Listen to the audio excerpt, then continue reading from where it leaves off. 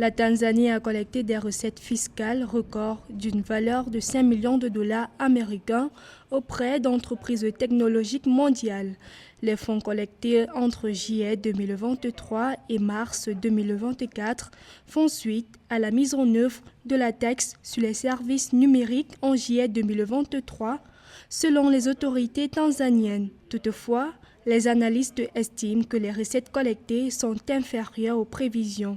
Pour la dernière année, depuis juillet 2023 jusqu'à mars 2024, ils ont collecté environ 5 millions de dollars, ce qui est intéressant. On s'attendait à plus et peut-être que les résultats seront plus importants une fois que les chiffres auront été calculés.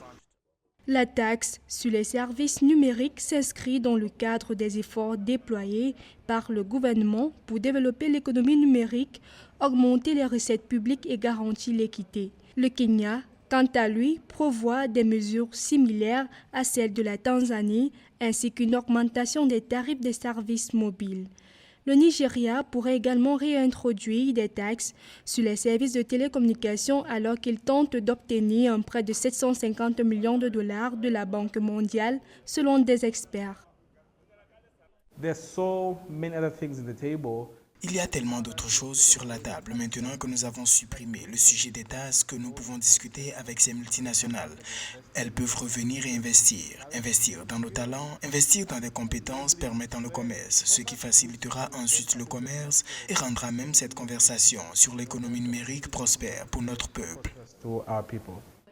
Introduite en 2022, la taxe sur les services numériques impose une taxe de 2% sur le paiement brut effectué par un service numérique vendu en Tanzanie, la taxe sur la valeur ajoutée étant imposée à 18% sur les mêmes services.